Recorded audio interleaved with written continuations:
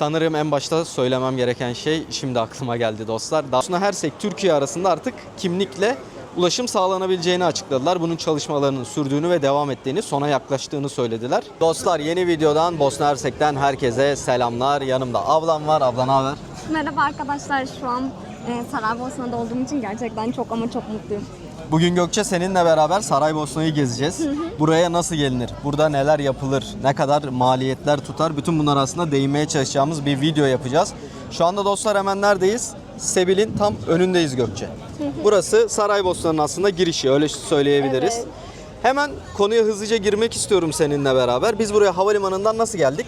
Arkadaşlar, havalimanından inince zaten çıkış kapısının orada çok sayıda taksi göreceksiniz. Gökberk gitti onlardan bir tanesine sordu.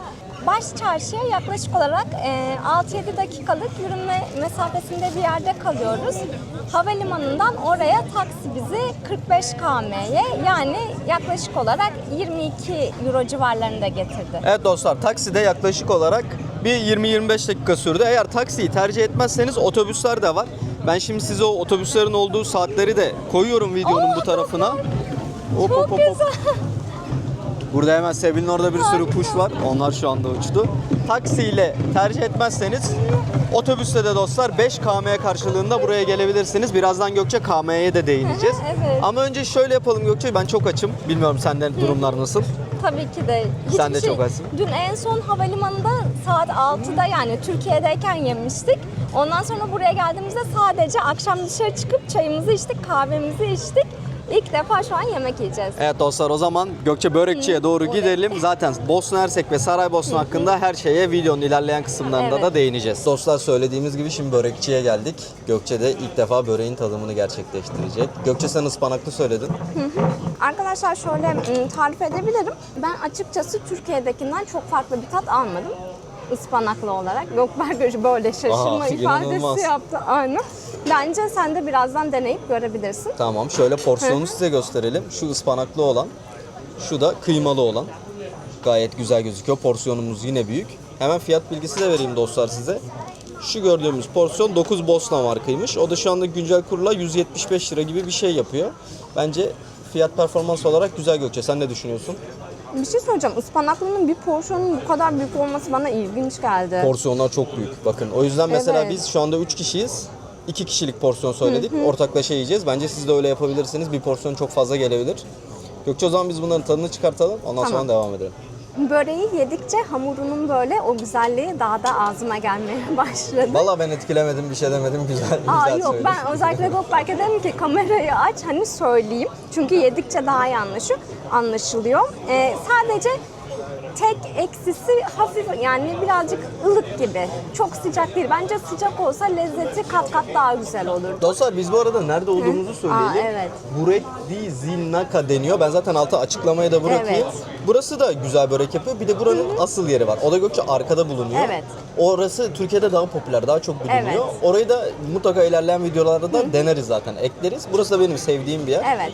Türk çayımızı bekliyoruz. Çayımız gelmedi. Çocuk O 5 da dakika gelse dedi. güzel Evet, şöyle olacak çayla. gerçekten. Ama genel olarak ben valla böreği seviyorum. Zaten Bosna'ya gelip de börek yememek olmaz. Evet, şu an yabancılık çekmedim gerçekten. Evet, şöyle Güne başlamak güzel bir açısından. manzaradayız bu arada. Şöyle size arka tarafları da göstereyim. Karşımızda ne kadar güzel Evet, çiçekli. karşıda da cevapicimiz Evet. var. Onun da Gökçe tadımını tabii ki de gerçekleştireceğiz. Ve bu arada gezdikçe siz de buranın ne kadar güzel olduğunu göreceksiniz. Ama onları yolda etrafı gösterirken konuşalım.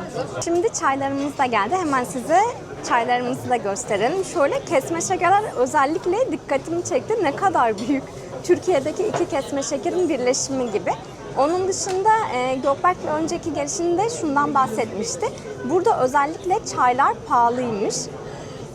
Hani börek fiyatı normal ama çayların fiyatı biraz yüksek. Evet Gökçe, çaylar 2 Bosna Hersek marka. 2 Bosna Hersek marka da şu andaki kurla beraber 40 lira gibi bir şey yapıyor. Yüksek. Türkiye'ye göre çay yüksek. Mesela gece de bir yerde çay içtik. Orada da Evet. yine 3 km gibi bir şeydi. Aynen öyle, daha yüksek. Evet, burada çay fiyatları yüksek. Ama tabii böreğin yanında çay olmazsa olmaz. Biz böreklerimizi yedik, bitirdik. Çaylarımızı da içtik Gökçe. Güzeldi bence. Gayet Evet. keyifliydi. Şimdi de seni Hemen Sebil'in yine arka tarafında bulunan güzel bir tane kafeciye götüreceğim. Bosna kahvesi içeceğiz seninle beraber. Zaten dün akşam da buraya gelmiştik arkadaşlar. Bugün de farklı bir tanesini deneyeceğiz. Evet. Bu arada bakın şurada çok uyguna kuş yemi alıp böyle kuşları besleyebiliyorsunuz. Çok eğlenceli oluyor. Ve şu an şey çok güzel ya. Hep böyle Instagram'da falan burayı görüyordum ve şu an burada olduğuma inanamıyorum. İnanılmaz bir şey. Nasıl Gökçe, ilk hissiyat olarak beğendin mi Bosna Hersek'i? Bayıldım diyebilirim. Zaten böyle yapma gibi her şey. O kadar güzel, o kadar bakımlı ve çok temiz. Tertemiz gerçekten Çok ve güzel. şu anda biz aslında Eylül ayının sonlarına doğru geldik. Ona rağmen turist sayısı oldukça fazla. Evet, bayağı kalabalık. Karşıya geçebiliriz. Herkes geçti. Karşıdan karşıya geçmesi bile keyifli. Çok güzel. Dostlar ben daha önce de Evet. kanalı izleyenler hatırlayacaktır. Saraybosna'ya yani Bosna Hersek'e geldim. Buradaki aslında gidilecek güzel yerleri biraz biliyorum, öyle söyleyebilirim. Burada benim içtiğim en güzel Bosna kahvesi burada yapılıyor. Geçen videoda yer vermeyi Gökçe es geçmişim, unutmuşum. Çok garip. Sebil'i arkanıza aldınız, hemen karşıda böyle bir cadde var. Hafif yokuş, çok yokuş değil ama bu yokuştan yukarı doğru gidersek o güzel kafemize ulaşacağız Gökçe. Yine burada tabi buralarda böyle bira içme Evet. imkanınız da var. Güzel publar da var. Şöyle sokakları da size göstereyim. Böyle sanki Şirince tarafları gibi. Değil mi? O tarafları biraz Aynen. andırıyor. Çok güzel ama keyifli bir Şöyle yer. bakın sıra sıra dizilmiş Ay, bir harika. sürü kafe görüyoruz burada. Şimdi yukarı doğru gidelim. Biz bir kafemize yerleşelim. Size hem Bosna kahvesini gösterelim hem de onun hikayesinden bahsedeceğiz. Arkadaşlar bu arada dün burada içmiştik kahvemizi. Şurada Yok içtik. bak buraya da göstersin. Burası da gayet güzeldi. Özellikle yanında verdikleri lokuma bayıldım. Gül lokuma ama sanki Türkiye'dekinden daha farklı, daha güzel bir lezzette geldi bana. Evet Gökçe, bu kadar yukarı çıkmamamız Ay, lazımdı ölüyorum. ya. Bu kadar yukarıda değildir. Var ya, nefes almadan konuşayım dedim, bittim. Dostlar şöyle Geri mi gidiyoruz? aşağı doğru inelim. Gökçe, söylediğim kahve dükkanına geldik. Nasıl Arkadaşlar buldun? şu an böyle cennetten bir köşede gibiyim. Böyle tatlı küçük kafeler benim için çok böyle önem arz ediyor. Gerçekten her bir dekoruna bayıldım şu Ve an. Gökçe içeride. montunla da uyumlu, şaşırtıcı bir şekilde. Evet ve bu arada o kadar tatlı tablolar var ki. Benim zaten en çok istediğim şey Bosna Hersek'ten giderken kendime böyle ufak minik bavulumda taşıyabileceğim bir tablo almak. Çok güzel, bir sürü hediyelikçi var. Arkadaşlar burası harika bir yer. Gerçekten çok Şimdi Gökçe, beğendim. burada kahvelerimiz gelecek. Hı hı. Ben burada daha önce içtim, çok beğenmiştim. Yanında da güzel böyle bir şerbet suyuyla geliyor. Oo. Sherbet and coffee sweeter. Enjoy. Thank you. Dostlar şöyle sunumumuz geldi. Ben harika gözüküyor Gökçe. Seninki de yine aynı şekilde geldi. Evet, çok mutluyum ya, çok güzel. Şöyle bak, bir şerbetinin tadına baksana. Tamam. Bir şerbeti buranın çok hoşuma gitmişti. Zaten çok güzel kokuyor. Şöyle dostlar, ben de yan tarafta bakacağım. Çok güzel. Şekeri de çok iyi. Değil mi? Harika. Evet, tam kıvamında. O zaman Gökçe, buranın biz tadını çıkartalım. Bosna kahvemizin de aynı şekilde devam edelim. Tamam. Karşımdan görüyorsunuz tramvay geçiyor. 3 numara. Bakın şurada da 3 numarayı göreceğiz şimdi. Bununla beraber şehirde böyle bir tur atabiliyorsunuz. Yani bütün şehri aslında bu tramvayla gezebilirsiniz dostlar. O yönden de tramvay oldukça pratik oluyor. Tramvaya binişten hemen bahsetmek istiyorum. Bu da bana çok gelen sorulardan biriydi. Tramvaya binerken direkt şoförden bileti alıyorsunuz Gökçe. Ön kapıdan binmeniz gerekiyor. Arka kapıdan binip öne gidip yine şoförden bilet alabilirsiniz. Şunu gelince fark edeceksiniz. Biz seninle binince sen de fark edeceksin. Kimse para basmıyor. Herkes ortadan biniyor, iniyor. Evet. Çünkü burada aylık abonelik varmış. O, süper. Onunla beraber alıyorlar ve zaman zaman, her zaman değil, bir polis memuru ya da bir bilet görevlisi binip kontrol sağlıyormuş. Eğer biletiniz yoksa cezaları yüksekmiş. Aldığınız bileti de hemen şoförün arka tarafında böyle bir kart sokma yeri var. Oraya kartı sokuyorsunuz, ondan sonra çıkartıyorsunuz. Böylece otobüs biletini, yani daha doğrusu tramvay biletini halletmiş oluyorsunuz dostlar. O konuda önemli. Bilet 3 KM'ydi. Değiştiğini düşünmüyorum. Yüksek ihtimalle hala 3 KM'dir. 3 KM alıp şehirde böyle büyük bir tur atabilirsiniz. O da aklınızda olsun. Şimdi tekrardan baş çarşıya girdik. Yalnız oldukça karşısı ne kalabalık. kadar yeşil gözüküyor. Evet, şöyle size Evet. dağları göstereyim arka tarafta. Muhteşem gözüküyor. İnanılmaz turistik bir nokta. Geldiğinizde gerek Türkiye'den gelen turistleri, gerek dünyanın farklı noktalarından gelen bir sürü turisti göreceksiniz Gökçe. Harika ya. Şu an hatta ben bir tane videoda izlemiştim. Burada bir tane dondurmacı vardı. Dünyanın her yerinde bulundum ama bu kadar kalabalığı başka bir yerde bulamamıştım diyordu. Gerçekten çok fazla sayıda turist var. Özellikle uzak doğudan gelenler de çok fazla. Zaten uzak doğulular dünyanın her yerinde. Bakın yine karşılaştık kendileriyle. güler yüzleriyle, sempatikliğiyle hemen Gökçe göze çarpıyorlar. Evet. Şimdi baş çarşıda güzel bir tur atalım istiyorum. Burası galiba ayrılma noktası herhalde. Buradan istediğimiz sokağa girebileceğiz. Evet, bizim az önce börek yediğimiz yer hemen şu sol tarafta kaldı. Ama asıl ana cadde şu arka tarafta. Yani Hüsrev Bey Camii'ne çıkan cadde de orada. Şimdi ben sizi güzel bir hediyelikçiye götürmek Oley. istiyorum. Birazcık hediyelikçileri gezelim Gökçe. Gelirseniz de siz de hediyelik olarak bence bu şimdi gideceğimiz yeri tercih edebilirsiniz. Bosna'nın Gökçe olmazsa olmaz Oo. dondurmalar bakın. Çok güzel. Oldukça meşhur burada dondurmalar. Hello. Şöyle dondurmaları da gösterelim. Tabii ki de Gökçe ilerleyen süreçte bunların da tadımını Evet. gerçekleştireceğiz. Yine hediyelik eşyalar. Gökçe sen ilk defa geliyorsun. Hissiyatı olarak sevdin. Arkadaşlar benim en çok sevmemi sağlayan şey gerçekten çok canlı, çok fazla hediyelik eşya olması. Her ne kadar tabii ki de her şeyi alamam ama bu kadar çeşit olması beni çok mutlu etti. Gökçe sen daha önce Balkanlarda bir tek Üsküp'e gittin ve Ohri'ye Evet. gittin. Sana iki seçenek sunsak. Kuzey Makedonya'yı mı tercih edersin? Bosna Hersek'i mi? İlk hissiyat olarak tabii daha Mostar'a gitmedik. Arkadaşlar hemen kısaca şöyle bahsedeyim. Biz Makedonya'ya ne zaman? Ekim'de gitmiştik. Ekim sonunda. Oranın Üsküp'te Türk çarşısı buraya göre daha küçüktü. Ayrıca daha tenhaydı. Gece mesela burası bana daha canlı geldi ve burada bence daha fazla yapılacak şey var. Orada benim yani gördüğüm 3 tane köfteci var. Burada çok sayıda gerçekten. Sayısız burada yemek konusunda Evet, zorlanmazsınız. evet. Gerçekten börek yiyebilirsiniz. Çok güzel çorbacı ve Aynen. et yemeği yapan yerler de var. Zaten ilerleyen videolarda da videolar gelmeye devam Evet. edecek Bosna Hersek'ten. Mutlaka hepsine tek tek uğrayacağız Gökçe. Bu arada videoyu buraya kadar izlediyseniz beğenmeyi, abone olmayı ve yorum atmayı unutmazsanız seviniriz dostlar. Sorularınızı yorumlara yazabilirsiniz. Veya direkt Instagram'da aslında YouTube kanalının ismiyle aynı Gezsek'te beraberiz. Oradan da direkt mesaj atabilirsiniz. Bu Yan arada- tarafta cevabıcı evet. görüyorum. Bak Gökçe burada Evet. sabah istersen ne bileyim 8'de gel, 9'da gel. Köfte yiyen birileri oluyor. O kimse bu gelip de köfte yeme fırsatını Evet. geri çevirmiyor. Yalnız ben bu arada daha tam konuşmamı bitirmemiştim. Maşallah Gökberk aldı başını gidiyor yani. Anlatabilir miyim? Tabii Birkaç tabii bir anlat şey Gökçe. söylemek Evet, istiyorum. tabii söyle. Üsküp'le alakalı mesela ben internette görmüştüm. Sırbistan mı daha güzel işte, Kuzey Makedonya mı diye. Mesela çoğu kişi yazmış işte atıyorum keşke Kuzey Makedonya'ya gitmeseydim de olurdu. Sırbistan onun yanında çok güzel falan filan. İşte orada yapılacak çok şey yok Üsküp'te. Ama ben böyle düşünmüyorum. Ben diyorum ki iyi ki gitmişim, görmüşüm. Bence çok güzel vakit geçirdik. Yani öyle hani hiçbir şey yok denmesi de bana birazcık Yok tabii kesinlikle Evet. güzel. Ya Ohri zaten dünyanın gerçekten önemli göllerinden biri. evet. Yine Üsküp'te çok bilindik bir dokusu var. Bizler Aynen. için Bence gidip bana- görülmesi gereken yerlerden Çok bir keyifli tanesi. vakit geçirdim yine orada da. Hazır gelmişken Gazi Hüsrev Bey Camii'ne de bir girelim. Aa bak bu arada benim sizinle dedim baklavacı burayı buradaymış. gezelim. Burası da Saraybosna'nın en önemli noktalarından biri Gazi Hüsrev Bey Camii. Bugün Cuma günüydü Gökçe. Evet, Az önce burası burada bir bayağı doluydu Cuma arkadaşlar. namazı kalabalığı vardı.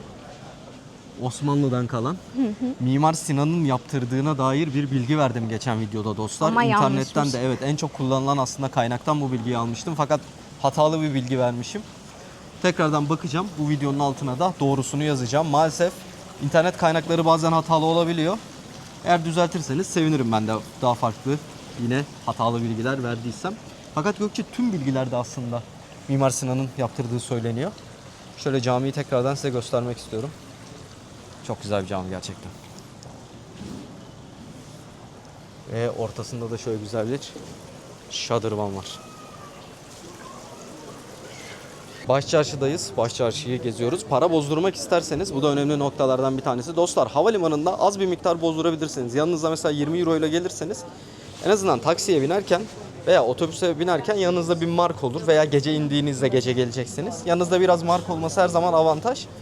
Ama geri kalan paranızı gelip Başçarşı'nın içinde bozdurabilirsiniz. Çünkü tahmin edebileceğiniz üzere dünyanın her yerinde Gökçe bu böyle. Havalimanlarında birazcık Tabii. kur düşüktür.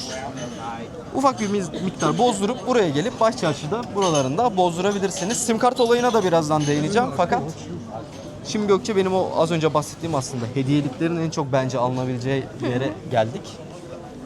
Bezistan. Gazi Oo. Hüsrev Bey Bezistan'ına geldik. Şimdi Çok şuradan güzel. ve girelim şöyle dostlar. Gerçi burası bizim kapalı çarşı gibi. Aa, Evet, hediyelik, çılgın hediyelik yeri. Böyle çok tanımlıyorum güzel. ben. İzmir'deki kızlara aslında da benziyor. Evet, şöyle.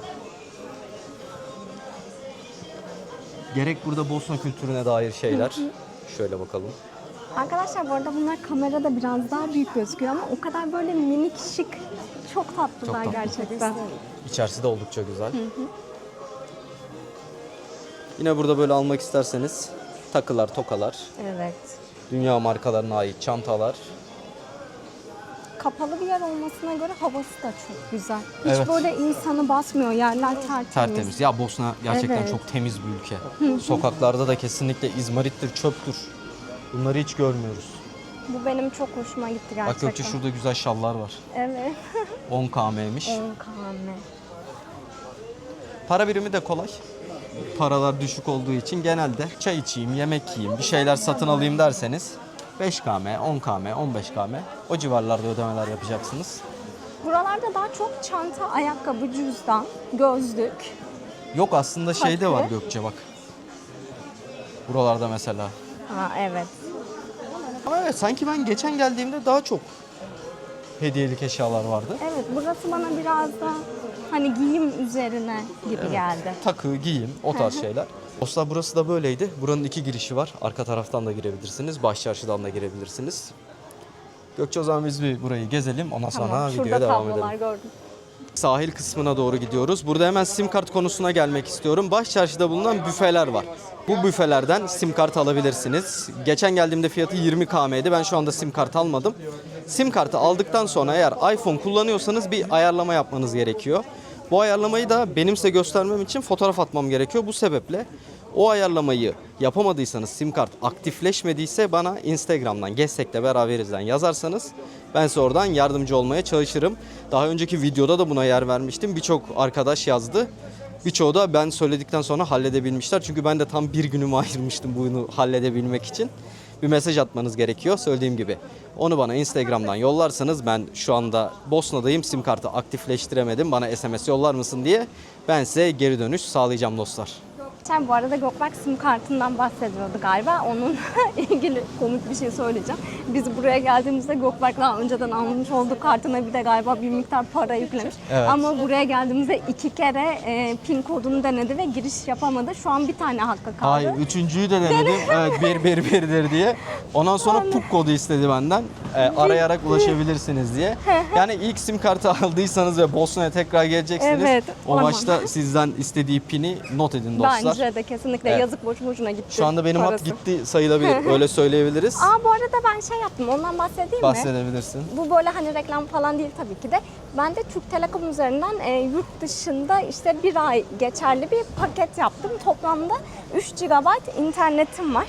Zaten benim için önemli olan internet, dakika ve başka bir konuşma işte var. Ama onu çok kullanmam herhalde. Şu an güzel bir şekilde onu kullanabiliyorum. Gökçe önemli tarihi bir noktaya geldik. Evet. Nereye geldik? Arkadaşlar burası 1. Dünya Savaşı'nın başlamasının fitilinin ateşlendiği yer. Türkiye'de tarih dersine giren biri burayı mutlaka ama mutlaka duymuştur. Sözde sebep olarak geçer. Asıl sebepleri tabii ki de daha çok maddi şeylerdir. Evet. Avusturya Macaristan Veliahtı Franz Ferdinand burada bir milliyetçi tarafından dostlar vuruluyor eşiyle beraber. Tam da şu köprünün üstünden geçerken Gökçe. Evet. Böylece 1. Dünya Savaşı'nın fitili ateşleniyor. Bu da aslında şu andaki günümüz haritalarının oluşmasının temel sebebinin başlangıç noktası tam olarak burası. Burada da hatta o arabayı görebiliyoruz. Ve aynı şekilde bakın burada da fotoğraflar mevcut. Şöyle göstereyim. Burası da Başçarşı'ya oldukça yakın. İçinde bir müze de var dostlar. Gezmek isterseniz içindeki müzeyi de ziyaret edebilirsiniz. Birdenbire yağmur başladı. Biz de böyle ayakkabı konseptli çok tatlı bir kafeye oturduk. Annemle Gökber kendilerine Türkçe söylediler. Ben de değişiklik olsun diye blueberry'li bir çay söyledim. Ve her şey böyle ayakkabı konseptli. Çok güzel. Menüsü bile ayakkabı şeklinde. Evet arkadaşlar. Evet. Çok güzel ya. Arkadaşlar burada biz sanki yemekten ziyade sürekli çay, kahve, değişik farklı kafelere gidiyoruz. Bu benim çok hoşuma gitti. Arkadaşlar unutmadan size buranın hemen adını da söyleyelim. Burası Kafe Bar Andar. Andar diye yazılıyor. Herhalde okunuşu da öyledir diye tahmin ediyorum. Bunun dışında içerisi gerçekten çok güzel. Çok sayıda ayakkabı var. Zaten herhalde buranın sahibi belki de eskiden bir ayakkabıcıydı. Çünkü çok sayıda fotoğraf da var. Konumu çok güzel. Kahvesi de güzel. Çayları da güzel. Belki burayı da tercih edebilirsiniz. Onun dışında şunu söylemeyi unutmayayım. Burada kredi kartı ya da euro geçmiyor. Sadece Bosna markıyla ödeme yapabiliyorsunuz. Arada Instagram'da bir soru cevap yaptım. Daha doğrusu Bosna Hersek'teyim. Saraybosna hakkında bir video çekeceğim. Sorularınız var mı dedim. Epey bir soru geldi dostlar. O sorulara da videonun akışı içinde yer vereceğim. Daha videomuz devam ediyor. Gece de güzel bir restorana gideceğiz. Orada da videomuz devam edecek. O soruları da şimdi ben hatta bu oturduğumuz yerde yağmur yağıyor diye tek tek baktım. En çok gelen sorular neler diye. Hepsini cevaplamaya çalışacağım dostlar. Yağmurun dinmesini bekliyoruz. Epey bir azaldı işin aslı yağmur. Hava durumuna da baktık. Herhalde birazdan açılacaktır Gökçe burası diye tahmin ediyoruz. Devam edeceğiz dostlar. Bu kafede Gökçe'nin anlattığı gibi gayet güzel. Şöyle size kendi manzaramı da göstereyim. Hemen baş çarşının manzarası karşımda. İnsanlar yavaş yavaş sokaklara çıkmaya başladı. Güzel. Evet, yağmur sonunda dindi. Şimdi yine baş çarşısı hemen dolmaya başladı. Yağmur diner dinmez. Bakın şöyle herkes kendini tekrardan çarşıya attı dostlar. Burası 7/24 kalabalık. 7/24 değil tabii, gündüz düzeltiyorum. Gece tenhalaşıyor. Özellikle turlar geldiği için turlarda ekstra bir kalabalık oluyor gün içinde. Turlar geliyor gidiyor, sürekli insanlar değişiyor. Ben şimdi size Instagram'dan gelen sorular olduğunu söylemiştim. Şöyle baktım hemen. İlk soru, en önemlisi, çok fazlaca gelmiş hatta. Buradan Mostar'a nasıl gidebiliriz diye. Dostlar buradan tren istasyonuna gitmeniz gerekiyor Mostar'a gitmeniz için. Onun için de iki alternatifiniz var. Ya baş çarşında hemen oradan bir tramvaya binebilirsiniz. Tramvayla Müziş, yani müze durağında inip karşıya geçtiğiniz an aslında tren istasyonuna ulaşabiliyorsunuz. Diğer bir seçenek de tekrardan taksiye binip taksiyle de gidebilirsiniz. Yükünüz azsa ve hava güzelse yürüyebilirsiniz dostlar. Buradan yaklaşık bir 20-25 dakika süreceğini tahmin ediyorum. Sabah 7:15'te ilk tren. Online bilet alabilirsiniz. Ben o siteyi de açıklamalar kısmına bırakayım. Ya da gidip yerinde sabahta alabilirsiniz dostlar. Öyle bir alternatif de var. Mostar'a buradan gitmenin bence en güzel yolu bu. Eğer tren çok erken, ben trenle gitmek istemiyorum derseniz de tren istasyonunun hemen yanında gar var. Otobüs garı. Treni kaçırdınız veya farklı bir şey oldu diyelim. Onu da tercih edebilirsiniz. Otobüste de gidebilirsiniz. Bir para bozdurdum. Bakın exchange ofisler burada her yerde var. Ben şu arkadakini de bozduruyorum. Şurada. Deltal Exchange sanırım. Gayet güzel dostlar. Kolay bir şekilde paramı da bozdurabildim. Şimdi diğer bir gelen soruyu sizin için cevaplayayım. Güvenli mi? Saraybosna güvenli mi? Özellikle geceleri. Güvenli, fakat birazcık geceleri sokaklar ıssızlaşıyor, yani insanlar birazcık çekiliyor dostlar. Böyle bir kalabalık olmuyor. Sizden gelip para isteyenler olabiliyor, sigara isteyenler olabiliyor. Hatta dün bir tane çocuk geldi. İşte sigara istedi, para istedi, bir şeyler istedi. Ara ara bu tarz durumlar olabiliyor. Onlara her zaman güvende olmak gerek. Aslında bu dünyanın her yerinde geçerli tabii ki de. Yani gece öyle çok tekin diyemem açıkçası ama bir olumsuz durumda yaşamadım. Ama yine de her zaman gittiğiniz yerlerde gece özellikle tenha sokaklarda dolaşmamakta fayda var. En çok gelen sorulardan diğer bir tanesi, Saraybosna için kaç gün yeterli? Bu soruyu hiç sevmiyorum. Bu soruya cevap vermeyi de işin aslı pek sevmiyorum. Çünkü herkesin beklentisi farklı oluyor. Fakat hızlandırılmış bir şekilde bunu yapmak istiyorsanız, yani ben Saraybosna'ya geleceğim evet ama hemen arkasından başka bir ülkeye de geçeceğim diyorsanız, bence Saraybosna merkez için 2 gün ideal olacaktır. Ya bir günde de gezebilirsiniz ama o zaman birazcık çok hızlı gezmeniz gerekiyor. Mesela teleferik var. Biz teleferiğe daha çıkmadık. Ona da ilerleyen videolarda çıkacağız. Bir gün teleferik yapabilirsiniz. Birazcık şehrin farklı noktalarına da gidebilirsiniz. İlla hani baş çarşıda tamamen dolanmanıza gerek yok. Tur grupları genelde şöyle yapıyor benim anladığım. Sizi getiriyor baş çarşıya. Siz burada işte 1 saat gezin, ondan sonra devam edeceğiz. Ben bunun da çok doğru olduğunu açıkçası düşünmüyorum. Çünkü öyle 1 saatte gezilecek bir şehir kesinlikle değil.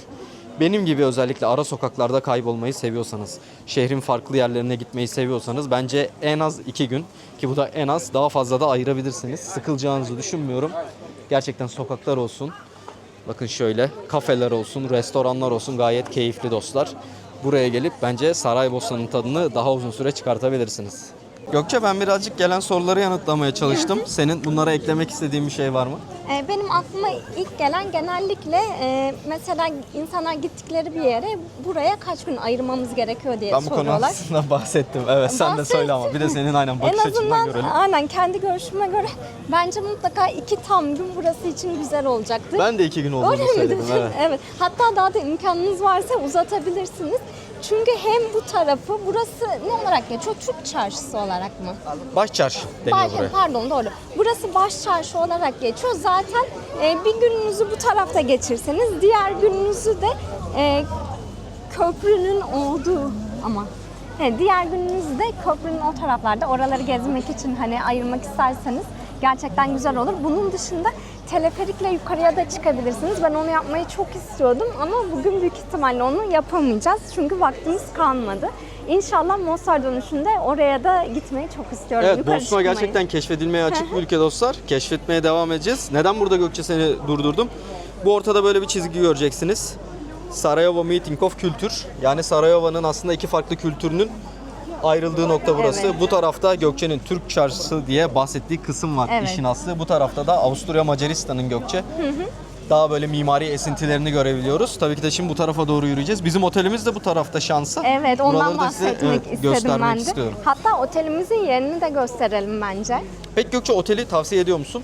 Arkadaşlar şu konuda tavsiye ediyorum. Özellikle temizlik olarak çok güzel. Bunun dışında içerisinde havlu, işte terlik, her türlü tuvalet kağıdı, kağıt havlu vardı. Sabunu var, şampuanı var. Gerçi mesela biz evden kendi çarşafımızı, yastık kılıfımızı, polarımızı, havlumuzu, her şeyimizi getirdik zaten. Ben yani kağıt İnanılmaz bir havlu geliş bile ya. getirdim gerçekten. Ya Ev taşıyor gibi. Evet. Nedense hani öyle çok fazla kullanamıyorum yani. Tabii ki de siz bunları taşımayıp kendiniz oteldeki imkanları da kullanabilirsiniz.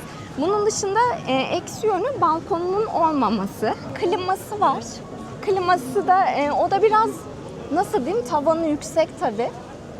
Ama yine de ısınıyoruz. Güzel bence. Güzel, ben de beğendim dostlar. Başçarşıda yürüme mesafesi bir 15 dakika kadar. Evet ama Aslında çarşıya girişi daha erken oluyor. Evet ve bunun dışında önemli bir artı özelliği de kesinlikle yokuş yukarı çıkmıyorsunuz. Evet, hiç yokuş Evet, yok. tamamen düz ayak. Kliması da güzel. Kışın gelirseniz ısınma açısından da bir problem yaşamazsınız. Zaten şimdi size Gökçe'nin söylediği gibi bir odanı da dışarıdan gösteririz şöyle, binayı da. Çok güzel ya. Hazır yani Saraybosna'ya kadar gelmişken buranın o mimarisini özellikle de kalarak yaşamak çok daha ayrı güzel oluyor. Evet dostlar, bu videolarda ve yurt dışında özellikle hiçbirinde bir işbirliği yoktur zaten. Bunu Türkiye'de Evet, söylüyoruz evet. da yurt dışında da söyleyelim. Bakın buradan Türkçe melodiler geliyor hemen. Bu arada biz oteli 2 gece için ne kadar ödedik? 100 euro. 100 euro. 3 Evet. kişi. 2 gece annem de bizimle. Evet. 100 euro ödedik dostlar. Bence güzel bir fiyat. Bence de. Yani Evet. o odanın güzelliğine göre iyi. Burada hemen şu arkamızda şöyle size göstereyim. İnsanlığa karşı suçlar ve soykırım müzesi var. Ben Evet. daha önceki ziyaretimde orayı dostlar gezmiştim. Orayı da ziyaret etmenizi tavsiye ederim. Şöyle arkada da benim hostelim var. Sevdiğim bir hostelde. Louis Ferdinand Hostel. Yine İsmi de önceki güzel. videodan evet ulaşabilirsiniz eğer tek gezgin geliyorsanız. Ben böyle düşük maliyetli bir yerde kalayım derseniz o hostelde size tavsiye ederim. Korna sesleri gibi sesler geliyor ya da müzik sesi mi Müzik bu? yapıyorlar vakilerde. Aa, çok güzel. Mostar'a nasıl gidilirle alakalı az önce söylemeyi unuttum. Biz Mostar'a da gideceğiz ve trenle gideceğiz. Onun da zaten vlogları gelecek dostlar. Orada daha net bir şekilde tane tane tekrardan anlatacağım. Şurada güzel bir Gökçe katedral görüyoruz. Saraybosna'nın her noktası çok güzel ya. Gezdiğim her yere bayıldım şu ana kadar, gördüğüm her şeye. Değil mi? Harika. Ben de canlı, çok çok seviyorum güzel. Saraybosna'yı. Güzel burada Bosna müzikleri. Şöyle dostlar burada kafeler, barlar dolu. Özellikle bir gün gelip bu kafede oturmak istiyorum. Gitmeden mutlaka gelelim. Gökçe'nin favori kafesi burası oldu. Çok hoşuma gitti. İlk gece gördüm. Şimdi biz Başçarşı'dan çıktık. Avusturya Macaristan mimarisine hakim o alandayız ve otelimize doğru yürüyüş gerçekleştiriyoruz. Bu yürüyüşte size alışveriş yapabileceğiniz süpermarketi de göstereceğim. Evet. Bu arada şey de var. Ateş de var. Evet, sönmeyen Ateş. ateşi de göstereceğiz.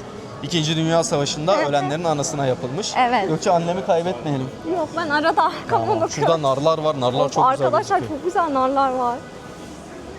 Valla fiyat olarak bence Bosna Hersek çok ucuz değil. Özellikle son Evet. zamanda kur yine artmış. Son 4 ay öncesinde. Yani Tabii. Türkiye ile aynı gibi denebilir. Bilmiyorum, tabii bir restoran fiyatlarına da bakmak gerekir.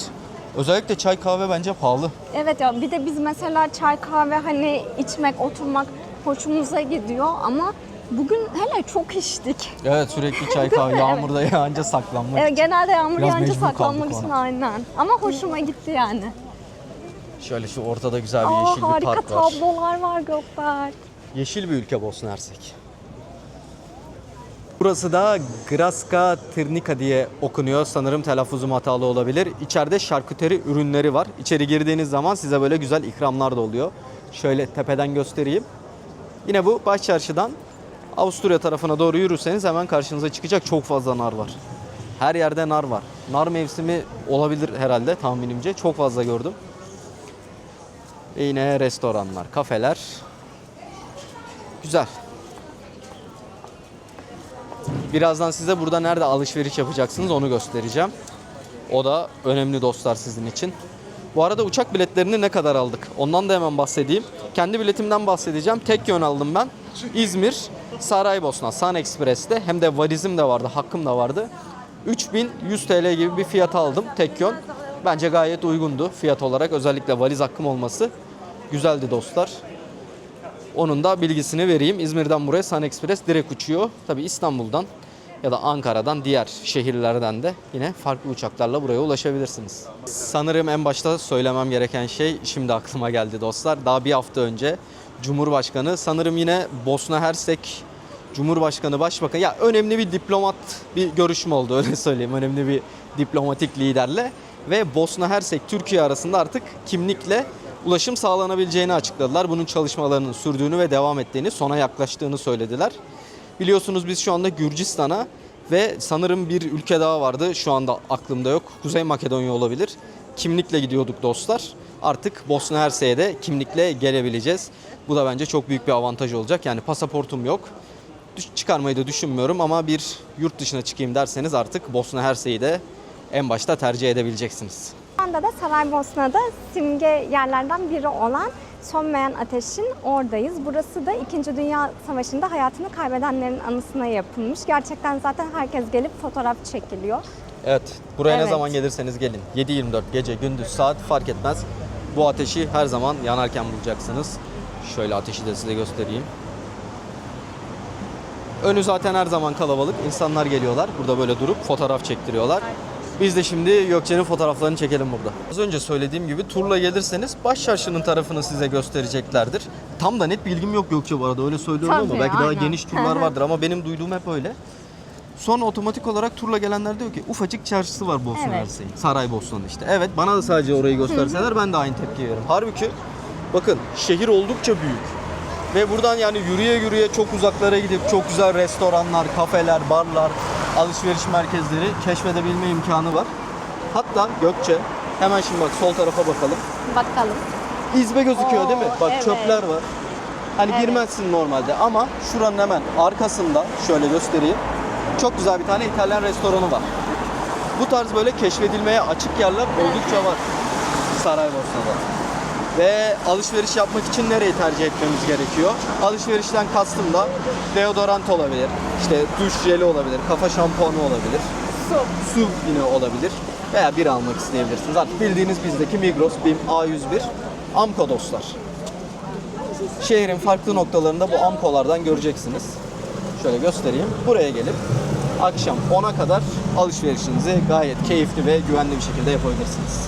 Arkadaşlar tekrardan merhabalar. Şu anda Bosna'da akşam yemeğimizi yemek için çok güzel bir restorana geldik. Bu restorana kimin önerisiyle geldik onu da hemen söyleyeyim. İzel'in önerisiyle. Evet. Bu arada İzel kim diye soracak olursanız Gökberk bir önceki Bosna'ya gelişinde havalimanında İzel'le karşılaşmıştı.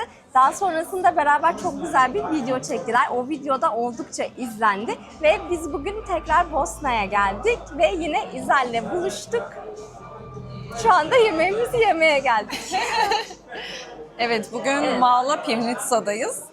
Mala Pivnitsa ne demek? Pivnitsa birahane zaten, Mala da küçük demek.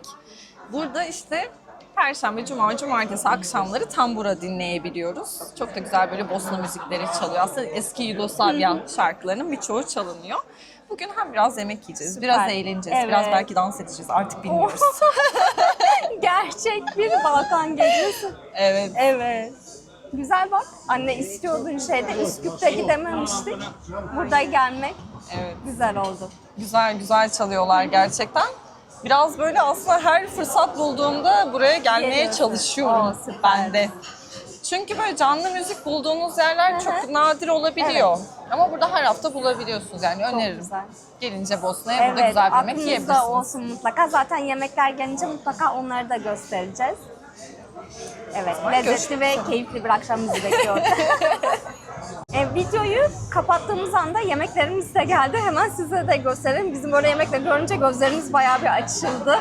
Evet, İzel'cim sen belki bize anlatmak istersin. Ben anlatamıyorum efendim. Evet. Çünkü bildiğiniz üzere vejetaryen olduğum için çok hakim değilim. Evet. Ama yine de doya doya et yiyeceklerini söyleyebilirim bu gece. Ben de izleyeceğim. Öyle yapacağız bu gece. Şunlar sanki pişi gibi. İçi boş mu acaba? Evet, bunlar uştipak diyoruz biz bunlara.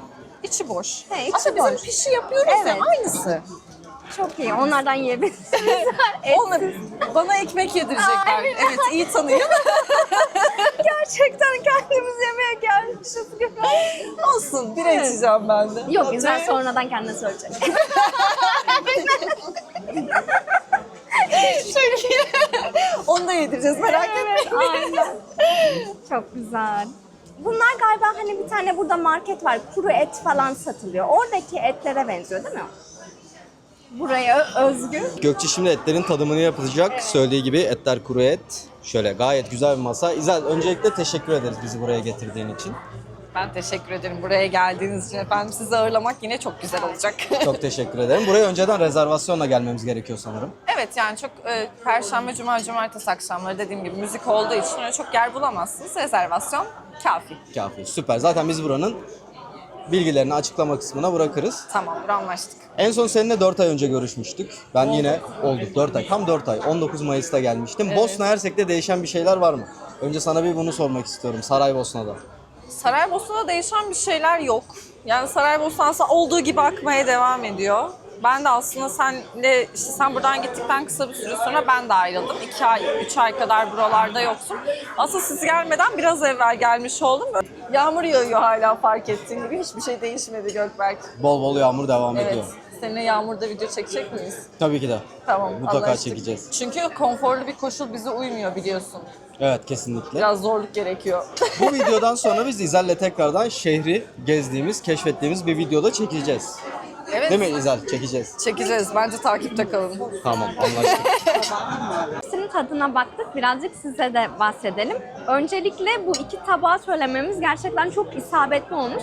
Çünkü şu tam böyle pişi ama inanılmaz derecede lezzetli bir pişi. Zaten buradaki etleri, peyniri ben bunun içine koyup öyle yedim.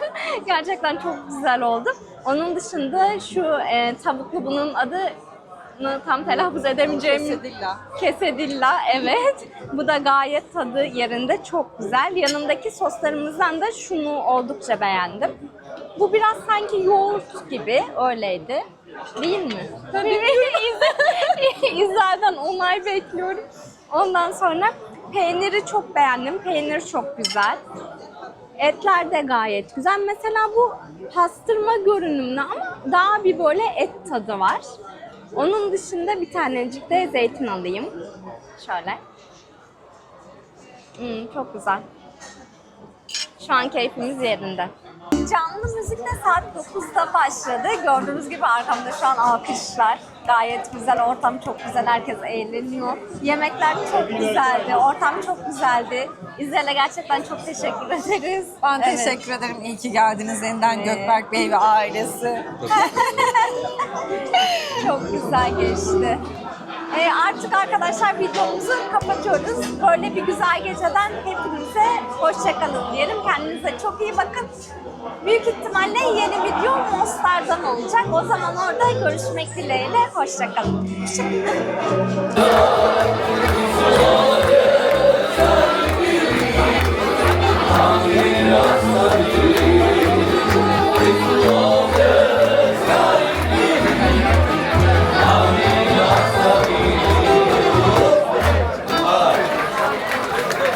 Aslında videoyu kapatmıştık. Gerçekten güzel bir restorana gittik Evet. Gökçe o gün. Çok keyif aldım. Restoranın bilgilerini de söylediğim gibi alt kısma bırakıyorum.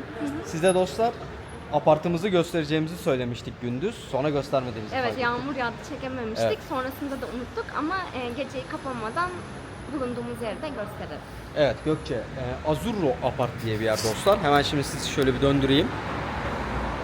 Evet Gökçe. Arkadaşlar bu kapıdan giriş yaptık. Hemen zaten merdivenden çıkıyorsunuz. İlk kat. Evet dostlar, Baş Çarşı'ya da gayet yakın burası. Şurada kalıyoruz. Aynen, şurada kalıyoruz hemen. Güzel bir otel. Ben tavsiye ederim açıkçası. Sahibi de çok tatlı biri Aynen. gerçekten. Güzel. Hemen şöyle bulunduğu yeri gösterdin mi Gökmen? Tabii dostlar, hemen bulunduğu yer şöyle ana cadde. Şuradan çıkıyorsunuz. Şöyle sağa döndükten sonra dümdüz yürürseniz eğer Evet, Baş Çarşı'ya ulaşabilirsiniz. Gel Gökçe. Videoyu artık bu sefer kapatıyoruz. Dostlar videoyu buraya kadar izlediyseniz ve beğendiyseniz beğenmeyi, yorum yapmayı, aynı zamanda abone olmayı unutmazsanız seviniriz. Instagram, YouTube ismiyle aynı Gezsek'te beraberiz. Sorunuz olursa oradan da direkt ulaşabilirsiniz. Bir sonraki videoda tekrardan görüşmek dileğiyle. Hoşçakalın, iyi bakın kendinize.